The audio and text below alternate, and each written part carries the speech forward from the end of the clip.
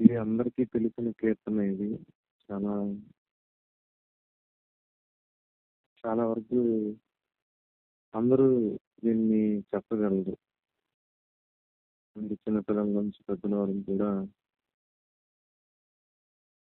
ఇక్కడ ఈ మాటలు మనం చూస్తే ఇది దావీదు తన జీవితంలో దేవుణ్ణి ఎంతగా విశ్వసించాడనేది ఇక్కడ మనం చూడొచ్చు. ఆయన మొదటి వచనం మనం చూస్తే, యెహోవా నా కాపరి, నాకు లేమి కలగదు. ఇది యెహోవా నా కాపరి, నాకు లేమి కలగదు. ఆయన మనకి కాపరిగా ఉన్నప్పుడు మన జీవితాల్లో ఏమి కలగదు అనేది మనం చూస్తున్నాం. అయితే నేను ఇక్కడ ఈ కొన్ని చూస్తే ఈ వచనం నాకు లేమి కలగదు అంటే, ఆ లేమి అనేది ఏంటంటే యెహోవా నా కాపరి నాకు లేమి కలగదు అంటే, మనం న్యూ టెస్టిమెంట్ లో ఇంకో వచనం చూడొచ్చు. క్రీస్తు యేసునందు నీ ఆయన మహిమైశ్వర్యం చొప్పున నీ ప్రతి అవసరము తీర్చబడను అని ఉంటది. కాబట్టి మన లేమి ఏదైతే ఉందో, మన నీడ్ అది తీర్చబడద్ది. ఆయన మన కాపరిగా మనం ఆయన్ని మన జీవితాల్లో మనం దేవుడిని ఆహ్వానించినప్పుడు మన నీడ్ ఏదైతే ఉందో అది తీర్చబడద్ది. అంటే మన కోరిక కాదు. ఇప్పుడు కూడా మనం గుర్తుపెట్టుకోవాల్సింది ఏంటంటే,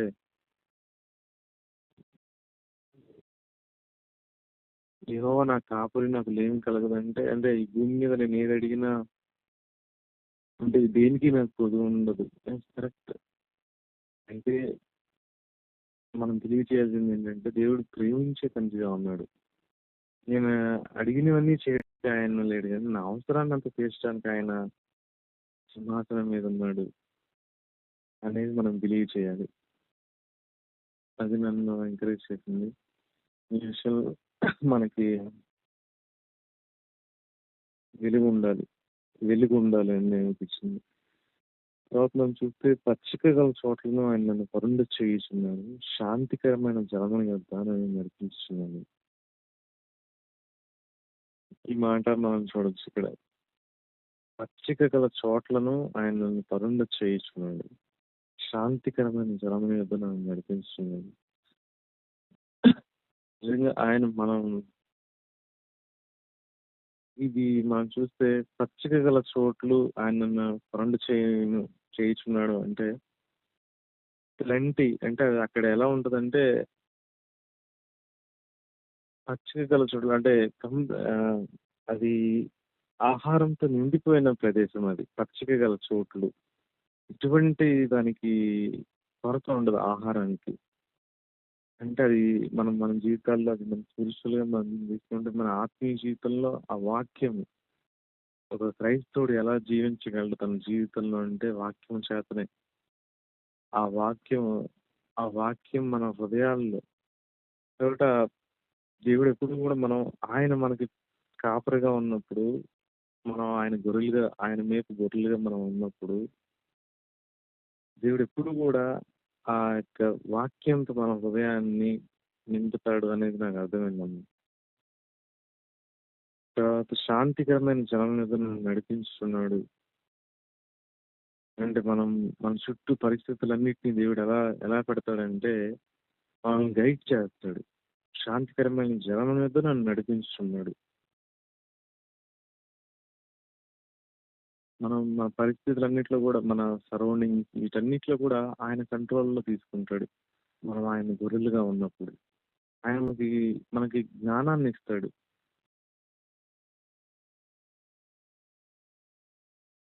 ఆయన మనల్ని లీడ్ చేస్తాడు, అంటే నడిపిస్తాడు. ఏది శాంతికరమైన జలము అనేది, అది నిజంగా మన ఆత్మీయ జీవితంలో అది మనకు మేలు చేసేదిగా ఉన్నప్పుడు దేవుడు దానికి మన హృదయాల్లో ఎంతో సమాధానం ఇస్తాడు. మనం ఈ వివాహ విషయంలో దేవుడు నాతో నా నా కష్టమై నేను జస్ట్ అది నా వివాహ విషయంలో కూడా దేవుడు నాతో మాట్లాడిన ఈ విషయం మీద నన్ను గైడ్ చేశాడు దేవుడు. నేను కొన్ని విషయాల గురించి నేను ఆందోళన పడుతున్నప్పుడు, భయపడుతున్నప్పుడు, నాకు సమాధానం లేనప్పుడు, నేనెంతో కలవరంతో ఉన్నప్పుడు, దేవుడు నాతో మాట్లాడింది, నేను శాంతికరమైన జలం యొద్ద నిన్ను నడిపిస్తున్నాను. అప్పుడు నాకు గ్రేట్ కంఫర్ట్ నేను చూడగలిగాను. యెస్ లార్డ్, నువ్వు నన్ను శాంతికరమైన జలం దగ్గరికి నువ్వు నన్ను నడిపిస్తున్నావు అని నేను ఆ విషయంలో ముందుకు వెళ్ళడం జరిగింది. అంటే దేవుడికి తెలుసు మనం ఎక్కడ అంటే మనం ఆ నీటిని ఫర్ ఎగ్జాంపుల్ మనం చూస్తే ఆ చిన్న గొర్రె పిల్లలు ఆ కాపరి ఎప్పుడు కూడా ఎక్కడైతే జలములు శాంతికరంగా ఉంటాయో మనం చూస్తే పెద్ద పెద్ద పర్వతాల నుంచి వాటర్ పడుతున్న దగ్గర అవి వెళ్ళి వాటర్ని తీసుకోవు. ఎందుకంటే ఆ శబ్దానికి అవి భయం అంట వాటికి, చాలా వరకు ఆ గొర్రెకి.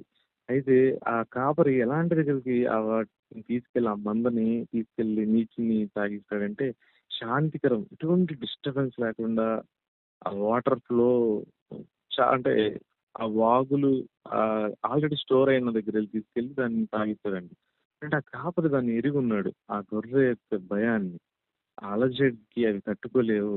ఆహ్, ఆ సెన్సిటివిటీ అది చాలా చాలా సెన్సిబుల్‌గా ఉంటాయనేది. సో, మన జీవితాల్లో కూడా దేవుడు దాన్ని మనం ఆయనకు అయితే ఇవన్నీ కూడా ఎప్పుడు జరుగుతాయంటే, మనం ఆయన స్వరాన్ని వినేవారిగా ఉండాలి. ఆయన మేపు గొర్రెలుగా ఆయన ఆయన కాపరిగా ఉండాలి మన జీవితంలో. అప్పుడు దేవుడు ఈ ఈ శాంతికరమైన జీవనాన్ని మనల్ని నడిపిస్తాడు. మనల్ని ఆయన గైడ్ చేస్తాడు. మూడో వచనం, నా ప్రాణమునకు ఆయన సేద తీరుస్తున్నాడు. నా నామమును బట్టి నీతి మార్గంలో నన్ను నడిపించుచున్నాడు. కాబట్టి మనం నా ప్రాణమునకు ఆయన సేద తీరుస్తున్నాడు. తన నామాన్ని బట్టి నీతి మార్గంలో నన్ను నడిపించుచున్నాడు. ఈ మాట ఎవరైతే ఆహ్, ఆయన నీతి మార్గంలో నడవాలి అనే ఇది ఉంటదో, దేవుడే అది ఆయనే తీసుకున్నాడు ఆ స్టెప్. మనకన్నా ముందు దేవుడు ఎక్కువ వాంఛ కలిగి ఉన్నాడు మనల్ని గైడ్ చేయడానికి. ఇది ఇంగ్లీష్‌లో మంచిగా అనిపించింది నాకు. టీఎల్‌బీలో చదివినప్పుడు, ది లివింగ్ బైబిల్‌లో దేవుడే మనల్ని నీతి మార్గంలో నడిపించాలని ఆయన ఎక్కువ డిజైర్ కలిగి ఉన్నాడు. మనం ప్రయాసపడడం కాదు. నేను నీతిగా జీవించాలి, నేను రైట్‌చస్‌గా ఉండాలి అని. ఆయన ఎక్కువ డిజైర్ కలిగి, ఆయన ఎక్కువ వాంఛ కలిగి ఉన్నాడు. నేను ఆ కాపరి ఆ గొర్రెల విషయంలో ఆ గొర్రె అనుకోదు, నేను చక్కగా నడవాలి, నేను కరెక్ట్‌గా వెళ్ళాలి, దొడ్డికి అంటే దాని అది ఉండే ప్రదేశానికి ఆ దొడ్లో దాని ప్రదేశానికి వెళ్ళాలంటే నేను ఈ మూలలో వెళ్ళకూడదు, ఆ మూలలో వెళ్ళకూడదు, ఆ బురదను తొక్కకూడదు అని దాని డిజైర్ కన్నా కూడా ఆ కాపరి ఎక్కువ ఆ కాపరికే అది ఎక్కువ శ్రద్ధ ఉంది. నేను ఏ మార్గంలో గొర్రెను నడిపించాలి? ఏ మార్గంలో ముళ్ళు లేవు? ఏ మార్గంలో ఆ బురద దానికి అంటుకోదు అని దేవుడే ఎక్కువ వాంఛ కలిగి ఉన్నాడు. మన జీవితంలో కూడా మనం ఆయన స్వరం విన్నప్పుడు, మనం ఆయన మేపు గొర్రెలుగా ఉన్నప్పుడు, ఆయన ఎక్కువ వాంఛ కలిగి మనల్ని పరిశుద్ధాత్మ ద్వారా ఈరోజు మనల్ని గైడ్ చేస్తున్నాడు. పాపం వచ్చినప్పుడు నువ్వు చూడొద్దు. అది చెప్పడమే కాదు, పాపం చూడకుండా ఉండడానికి శక్తిని కూడా దేవుడు మనకి ఇవ్వడానికి ఆయన పరిశుద్ధాత్మతో మనకి ఆయన సిద్ధంగా ఉన్నాడు. నా ప్రాణంకి ఆయన సేద తీరుస్తున్నాడంటే ఆ రెస్ట్ కంప్లీట్‌గా మనం పాపంని అంటే మనం జయించాలనే దానికన్నా దేవుడే డిజైర్ కలిగి మన ప్రాణాన్ని సేద తీర్చేయాలనుకుంటున్నాడు ఆయన. గాఢాంధకారపు లోయలో నేను సంచరించను, ఏ అపాయమునకు నేను భయపడను. నీవు నాకు తోడై ఉందువు, నీ దుడ్డు కర్ర, నీ దండం నన్ను ఆదరించును. అది ఇది కూడా మనం ఈ విషయం నన్ను చాలా సార్లు ఎంకరేజ్ చేసింది. మనం ఏ పరిస్థితి అయినా గాఢాంధకారం ఏదైనా పరిస్థితులన్నీ మనకు అర్థం కాకపోవచ్చు. మన జీవితంలో కొన్నిసార్లు మనం వెళ్ళే మార్గం స్టిల్ దేవుడు ఎలా ఉన్నాడంటే ఆయన మనకు తోడుగా ఉండి ఆయన దుడ్డు కర్ర, నీ దండం నన్ను ఆదరించును. మనం తిరిగి మళ్ళీ కరెక్ట్ చేసి ఆ గాఢాంధకారంలో ఆ పరిస్థితుల్లో మనం గ్రేట్ కంఫర్ట్‌తో ఆయన మనల్ని నింపి, తిరిగి మళ్ళీ మనల్ని మార్గంలో ఆయన తీసుకొచ్చే తండ్రిగా మనకున్నాడు. మనకు భయం లేదు. ఇటు అది ఏ గాఢాంధకరమైనప్పటికీ, దావీదు ఇక్కడ ఏ గాఢాంధకరమైన నేను భయపడను అంటున్నాడు. ఏ అపాయమునకు. ఎందుకు దావీదుని మనం అడిగినప్పుడు, ఐ నో నాకు తెలుసు ఏంటంటే ఆయన రాజ్యం చేయుచున్నాడు. రాజ్యం యెహోవాది. ఆయన సింహాసనాసుడై ఉన్నాడు. ఇప్పుడు ఏ గాఢాంధకరమైనను నేను భయపడను. ఆయన దుడ్డు కర్ర నన్ను ఆదరిస్తుంది. 5వ వచనం నా శత్రువుల ఎదుట నువ్వు నాకు భోజనం సిద్ధపరుస్తూ నూనెతో నా తలను అంటి ఉన్నావు. నా గిన్నె నిండి పొర్లుచున్నది. కాబట్టి ఆయనే మనకు సరిపోయిన మన శత్రువు ఎదుట మనకి భోజనం పరిచేవాడు ఆయన. అంటే దానికి ఇది ఎలా అర్థమైంది? దానికి కావాల్సిన కృప, దానికి కావాల్సిన ఆత్మాభిషేకం దేవుడు మొదట మనకి ఇస్తాడు. మన శత్రువుని మనం ప్రేమించాలన్నా, ఆహ్, ఏదైనప్పటికీ నా తల ఆయన అంటి ఉన్నాడు. నా గిన్నె నిండి పొర్లుచున్నది. ఈ 2 మనం చూడొచ్చు. నా గిన్నె నిండి పొర్లాలి. నేను నా శత్రువుని ప్రేమించాలంటే. అది దావీదు బిలీవ్ చేస్తున్నాడు. నేను నా శక్తితో, నా బలంతో చేసేది కాదు. నా శత్రువు ఎదుట. దానికి దేవుడే అక్కడ ఆయన నా తల అంటి ఉన్నాడు. నా గిన్నె నిండి పొర్లుచుంది అని చెప్తున్నాడు. 6వ వచనం మనం చూడొచ్చు. ఇదే ఆహ్, నేను బ్రతుకు దినములన్నీ కృపాక్షేమములు నా వెంట వచ్చును. చిరకాలం యెహోవా మందిరంలో నేను నివాసం చేసేదను. ఈ వాంఛ అనేది మన జీవితాల్లో గూడా మనం అంతకంతకు దాన్ని కోరుకోవాలి.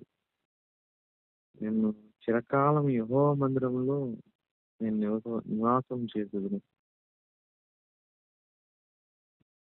అది ఏదో మనం దర్శించి ఒకరోజు ఉండి, ఒకరోజు ఉండకుండా నివాసం ఉండి అది కంప్లీట్‌గా ఎప్పుడు అక్కడే ఉండాలని కోరుకోవడం. ప్రెజెన్స్ ఆయన అధికారానికి. ఆ నివాసం అంటే మనం ఒక ఇంట్లో ఉంటున్నామంటే కంప్లీట్‌గా ఆ అధికారానికి మనం లోబడాలి. మనం వెళ్లి నా ఇష్టంగా నేను ఉండడం కాదు. ఆ నివాసంలో నేను కంప్లీట్‌గా ఆ అధికారికి నేను లోబడాలి. ఆహ్, మనం ఎక్కడికైనా వెళ్ళినా కూడా మనం అక్కడున్న అధికారికి మనం లోబడతాం. వాళ్ళ వాళ్ళ ఇష్టానికి మనం నడవాలక్కడ. సో, మనం అది ఆయ ఆ మందిరంలో నేను ఎలా ఉన్నానంటే, ఆయన అధికారంలో నేను ఉండాలక్కడ అనేది ఓకే అండి. ఈ మాటలు దేవుడు దీవించింది.